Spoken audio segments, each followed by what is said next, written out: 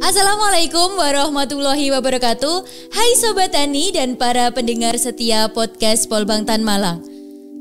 Pada beberapa waktu ke depan kita akan berbincang secara seru dengan narasumber kita pada hari ini. Nah, narasumber kita hari ini yaitu Kang Asmi Muhammad Saifullah dari PWMP Divisi Hortikultura Budidaya Tanaman Cabai. Karena tema kita pada malam hari ini yaitu penerapan inovasi Proliga pada budidaya tanaman cabai. Nah, kita di sini sudah kehadiran Kang Asmi dari PWMP Divisi Hortikultura. Mungkin Kang Asmi silahkan memperkenalkan diri terlebih dahulu supaya para sobat tani yang di sini bisa mengenal diri Kang Asmi. Halo Sobat Tani semuanya, terima kasih Mbak Desia sudah memberikan waktu kepada saya untuk memperkenalkan diri.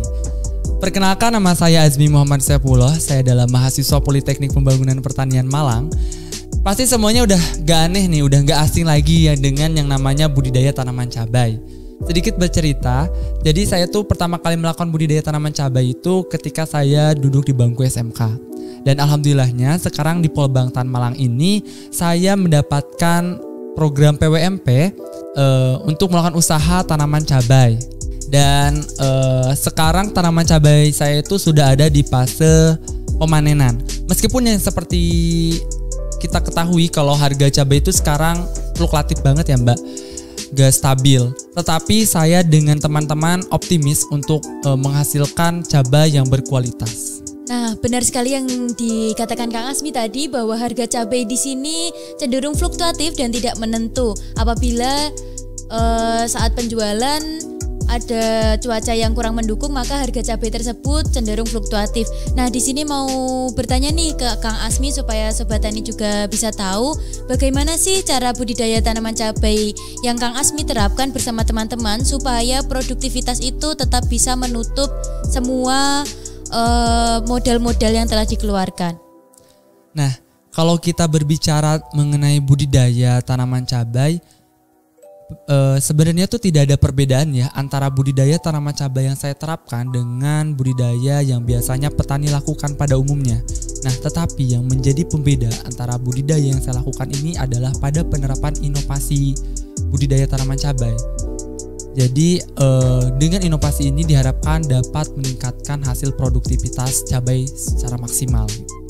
Nah, berbicara tentang inovasi, sepertinya Kang Asmi ini menerapkan inovasi di budidaya tanaman cabai. Nah, mungkin Kang Asmi bisa menceritakan dan menjelaskan inovasi yang diterapkan Kang Asmi pada budidaya tanaman cabainya.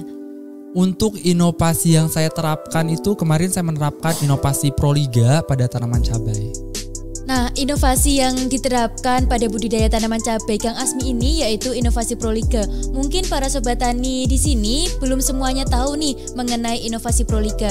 Nah, mohon izin Kang Asmi bisa menjelaskan mengenai inovasi Proliga tersebut supaya para sobat tani bisa tahu dan paham mengenai inovasi Proliga tersebut. Mungkin di sini saya akan sedikit menjelaskan terlebih dahulu ya, apa sih inovasi Proliga itu sebelum kita membahas lebih jauh lagi. Nah, jadi inovasi Proliga itu merupakan paket teknologi yang terdiri atas beberapa komponen teknologi yang dirangkai sehingga diharapkan dapat meningkatkan produktivitas cabai hingga berlipat ganda. Nah, inovasi Proliga ini juga memfokuskan pada efisiensi usaha dan produktivitas. Dan inovasi Proliga juga ini bisa diterapkan pada on season ataupun off season.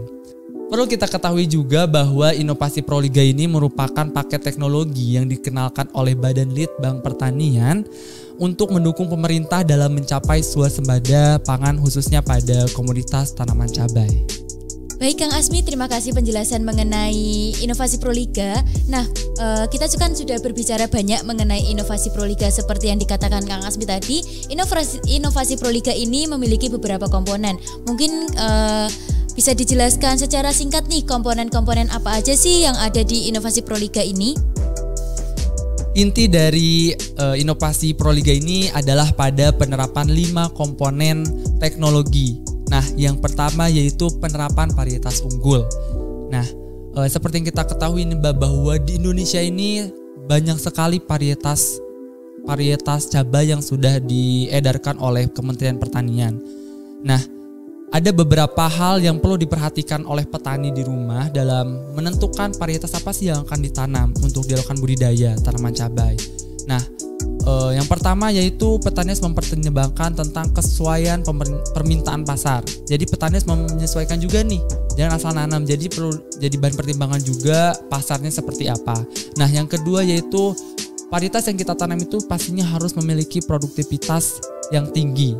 Lalu yang paling penting yaitu tahan terhadap OPT.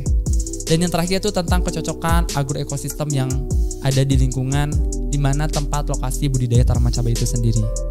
Nah, mungkin tadi kan berbicara mengenai varietas. Mungkin inovasi varietas apa sih yang sekarang Kang Asmi terapkan atau sekarang Kang Asmi tanam di lahan cabai Kang Asmi sendiri? Untuk varietas yang saya tanam itu adalah varietas Ori 212, Mbak.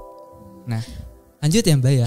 Baik-baik, silakan. Nah, selanjutnya yaitu komponen selanjutnya yaitu tentang persemaian sehat. Jadi setelah kita menentukan varietas apa yang akan kita tanam, selanjutnya kita melakukan persemaian. Nah, persemaian sehat itu juga menjadi kunci dalam budidaya tanaman cabai, sehingga kita harus benar-benar nih dalam melakukan perawatan persemaian itu harus benar-benar tanamannya itu sehat, dan sampai nanti ketika kita menanam di lahan cabai yang kita tanam itu dalam keadaan tidak sehat, pastinya itu dapat merugikan para petani dalam melakukan budidaya tanaman cabai. Nah, dan yang ketiga yaitu tentang pengelolaan hara, tanah, dan air. Nah, dalam pengelolaan hara terlebih dahulu ya, dalam kita bahas satu-satu dalam pengelolaan hara. Nah, dalam pengelolaan hara ini kita menggunakan pupuk organik maupun anorganik, dan itu mendukung pertumbuhan dan perkembangan tanaman cabai supaya tanaman cabai yang kita tanam itu berproduksi dengan maksimal. Dan selanjutnya itu tanah yang cocok untuk budidaya tanaman cabai itu adalah tanah yang bertekstur gembur. Pastinya di dalam tanah yang bertekstur gembur itu memiliki kandungan bahan organik yang tinggi. Dan yang terakhir yaitu air. Nah, dalam penerapan inovasi Proliga ini Mbak, bebas ya, tidak ada batasan atau ketentuan khusus harus menerapkan penerapan air yang misal irigasi tetes ataupun sebagainya. Jadi itu bebas mau irigasi tetes ataupun irigasi tetes, klab atau genangan dan sebagainya. Jadi itu tidak ada ketentuan. Selanjutnya itu peningkatan kepadatan populasi tanam. Jadi poin ini tuh menjadi kunci dalam inovasi Proliga, karena pada inovasi ini kita menerapkan pola tanam zigzag, sehingga dengan pola tanam ini diharapkan dapat meningkatkan jumlah populasi tanam menjadi lebih banyak dibanding dengan pola tanam pada umumnya. Nah, dan yang terakhir nih Mbak, yaitu pengendalian OPT sesuai dengan konsep PHT. Jadi di sini benar-benar kita memperhatikan aspek lingkungan sesuai dengan konsep PHT itu sendiri. Wah, ternyata penjelasan mengenai inovasi Proliga ini sangat banyak dan bagus supaya para sobat tani di sini tahu mengenai inovasi Proliga ini. Seperti yang telah dijelaskan Kang Asmi tadi, ada 5 komponen dari inovasi Proliga ini. Seperti yang pertama yaitu menerapkan varietas yang unggul, kemudian yang kedua persemaian sehat, yang ketiga pengelolaan hara, tanah, dan air yang sangat bagus, kemudian selanjutnya yaitu peningkatan kepadatan populasi tanaman, serta yang terakhir yaitu pengendalian OPT dengan penerapan PHT. Jadi inovasi Proliga ini tetap dilakukan secara ramah lingkungan dan tidak merusak ekosistem ke depannya.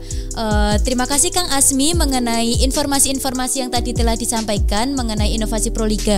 Mungkin sebelum menutup podcast kali ini, Kang Asmi bisa memberikan kata-kata penutup nih, supaya para sobat tani yang mendengarkan podcast ini bisa tertarik dan bisa menerapkan inovasi Proliga pada budidaya tanaman cabainya. Terima kasih Mbak, mungkin ini closing dari saya. Untuk sobat tani di rumah semuanya, jangan pernah takut untuk mencoba, jangan pernah takut untuk mencoba. Bagaimanapun nanti hasilnya, kita harus tetap belajar, jangan pernah menyerah. Apalagi dunia pertanian ini, prospek dan peluangnya itu sangat luar biasa untuk kedepannya, untuk menjadi bahan pertimbangan kita dalam terjun ke dunia pertanian. Dan juga ketika kalian mengalami kegagalan, jadikan kegagalan itu sebagai bahan media pembelajaran untuk kedepannya. Dan terakhir dari saya, jangan jadikan kegagalan itu sebagai hukuman, tetapi jadikan kegagalan itu sebagai teguran agar kamu berhati-hati untuk melangkah ke depannya. Nah, Nah, itu tadi para Sobat Tani yang telah mendengarkan podcast pada malam hari ini. Seperti yang dikatakan Kang Asmi tadi, jangan jadikan kegagalan sebagai bahan untuk kita berserah. Jadikan kegagalan sebagai media untuk kita terus belajar supaya kita mendapatkan hasil yang lebih baik ke depannya. Terima kasih Kang Asmi telah menyempatkan waktunya hadir di podcast kita pada malam hari ini. Terima kasih juga untuk Sobat Tani yang telah mendengarkan podcast kita. Sampai jumpa di lain waktu dengan tema yang lain lagi. Terima kasih. Wassalamualaikum warahmatullahi wabarakatuh.